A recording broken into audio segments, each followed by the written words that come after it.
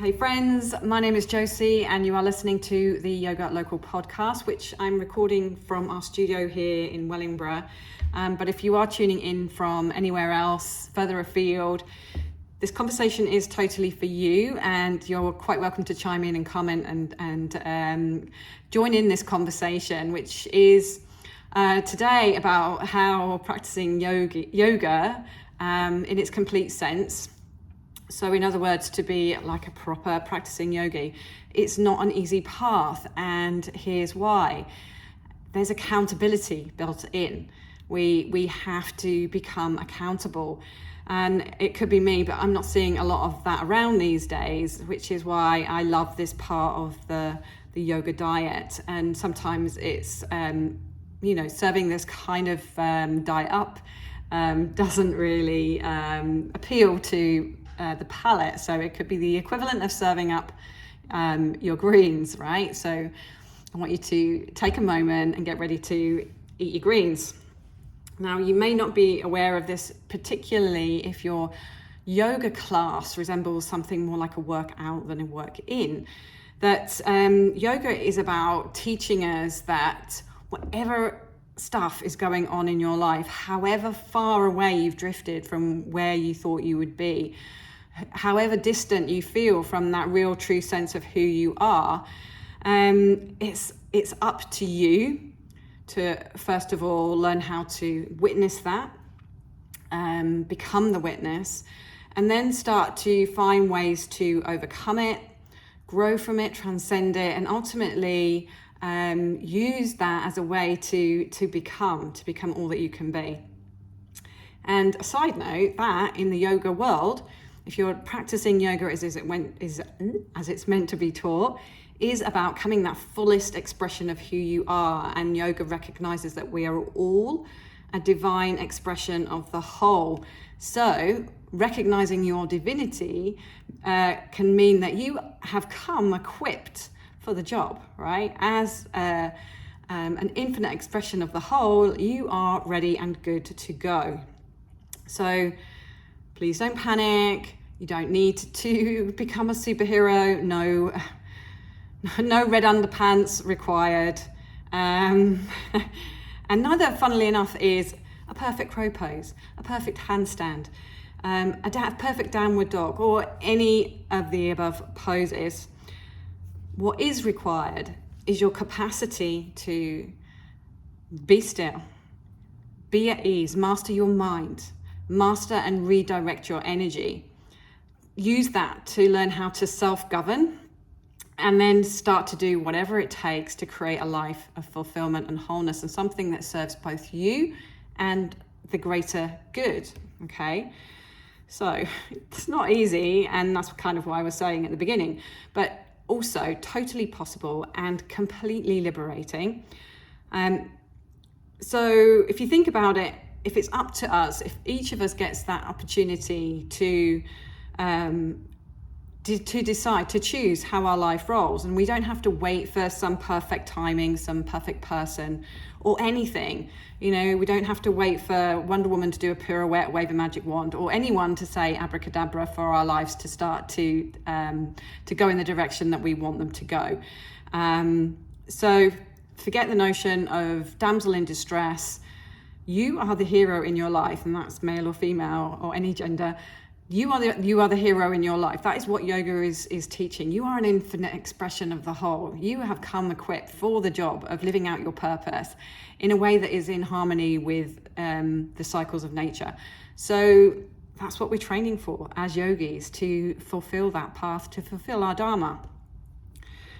So this month here in Wellingborough in our studio practices, this is what we're going to be focusing on this month. And it's about learning to embrace some of these ways to take ourselves to account and explore our own individual ways of fulfilling on our potential or our Dharma. And then, in fact, once we have some idea, is then acting on it. But what is Dharma? Well, from a Tantric Hatha Yoga perspective, each time we take an action, each time we each time we utter words, there are consequences to those actions. We are directing our energy, and that energy can grow and grow and snowball, which is why it makes sense that we are very clear on our intentions before we act and before we speak and before we put that energy out there into the world. This is what, in yoga terms, is a very highly sustainable form of accountability. And in our studio practice, this can be translated into being accountable for how we show up on our mat, how we enter and exit postures, how we work with our breath, and the results of those daily practices. And in our life, that's about being accountable for the direction our whole life is taking. So we can break it down. We can break Dharma down into what are we doing right here, right now, to fulfill the purpose of the moment into something way more expansive, the purpose of why we're here. And it's important to stress that the context of Dharma in the Tantric Hatha Yoga realm is something that transcends more than just societal roles and career demands, okay? In other words, your Dharma is not your job. It's actually just this inherent truth of our existence, that the unique purpose that is meant to fulfill us over this lifetime.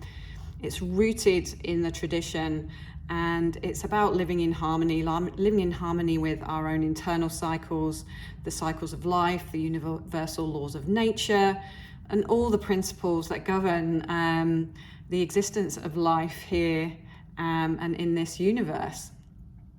Big, meaty, philosophical stuff.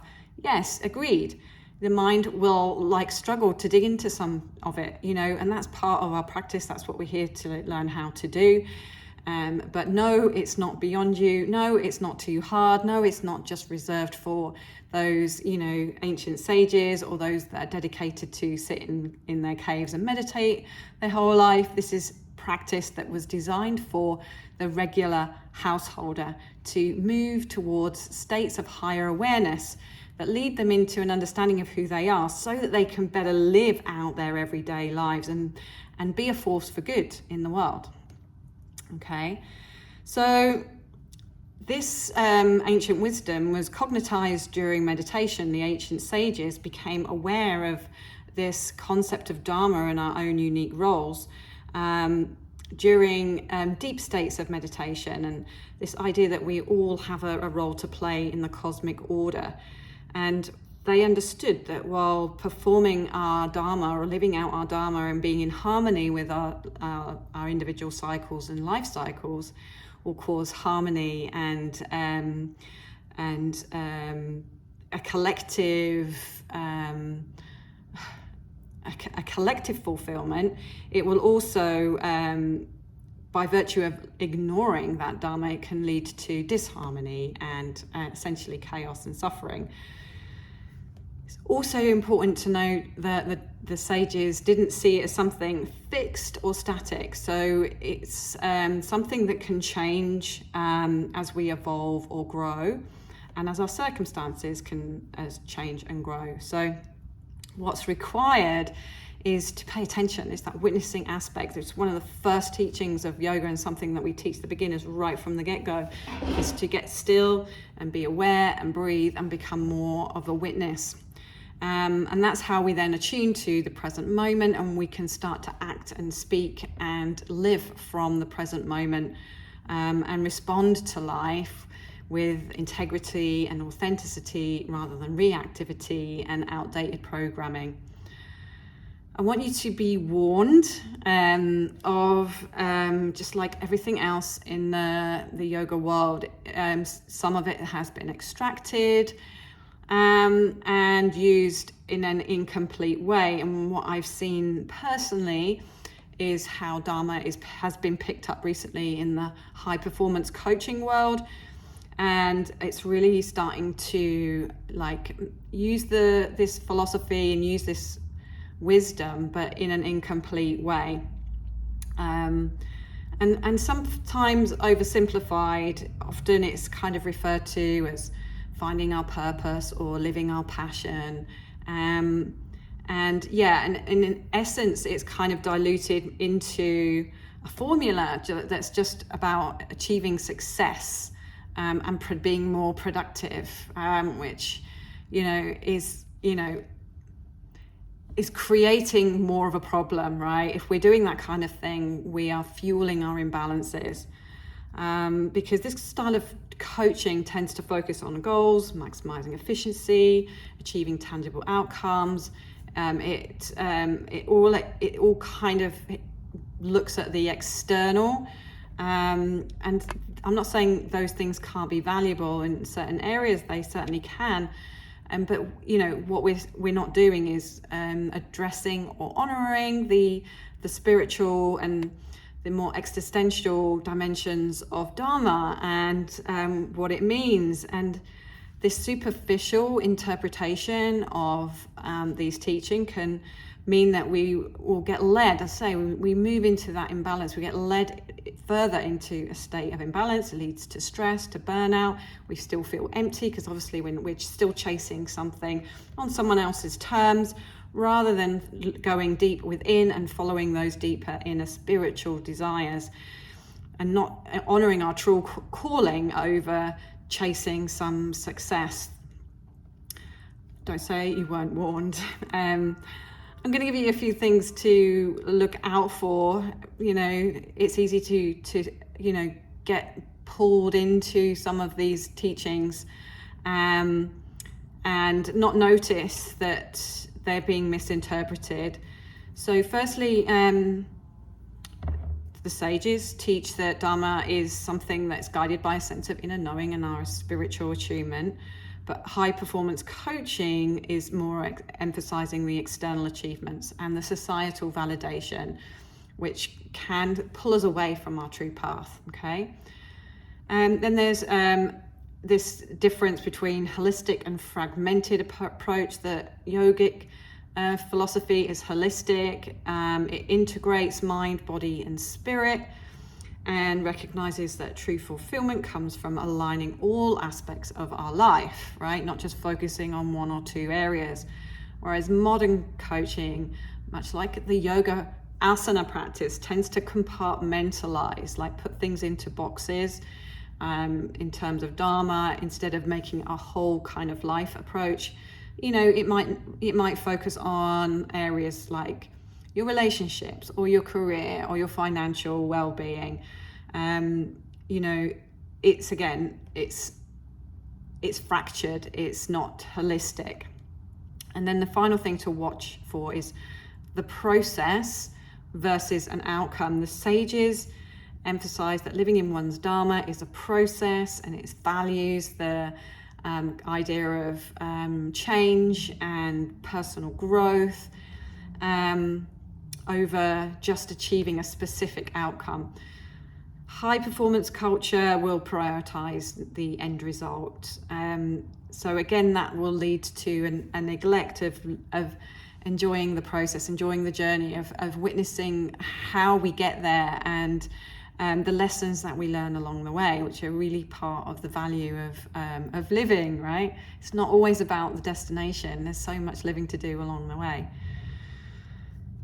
Fortunately, what I am seeing is, whilst some of these practices are getting fractured and diluted and taught in a way that is not in a whole, complete yogic diet, I am starting to see, and please chime in if you agree or don't agree, but I am starting to see people becoming a little disillusioned. For me, it was a while ago now, becoming disillusioned with this relentless pursuit of external success, often really at the expense of my own health and happiness, and a realization that these dharmic truths have way more value than just something that's born out of entertainment.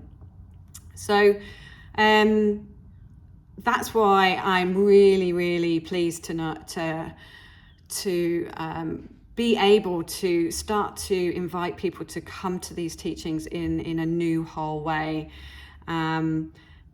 and start to understand their own level of ability to be authentic and fulfilled, to create, I'm getting my words all tangled up, to create sustainable success, to find a sense of interconnectedness, to become more adaptable. And if this is what you're looking for, and if you relate to this in any way, you're more on the path of yoga than you know, and you may want to start with starting to look into a committed daily practice. I've got many ways for which you can start. Please check out the rest of this blog. We can think about areas to look at, such as inner reflection, starting to work with more embodied practices. What we teach here is traditional tantric hatha yoga, which will help to clear the mental blockages and help you to start to make those steps to become more aligned with who you are, more aware of your what's getting in the way, and truly witness what you need to do to take accountability for yourself and grow into the full expression of who you are. This will lead to more authentic living. We have a whole community support system as well that will encourage you to continue on this path. As I said right at the beginning, it's not easy, but when we have the support of our peers and our mentors around us, this journey is for everyone and it's totally possible. And in fact, what is more important, dare I say, than finding out how to live your one most amazing life? And if that's something that resonates with you, please check us out. You can either come to us and explore our community here in Wellingborough if you happen to be local, but we also do have an online app where we teach this stuff, and the community is very active and there to support you. So if either of those things appeal to you, or if you've got any comments, please get in touch and we'll hook you up in the right way to get you started. So I'll leave you with that. Please check out the blog below if you want more information, and I'll see you on the next podcast. Bye for now.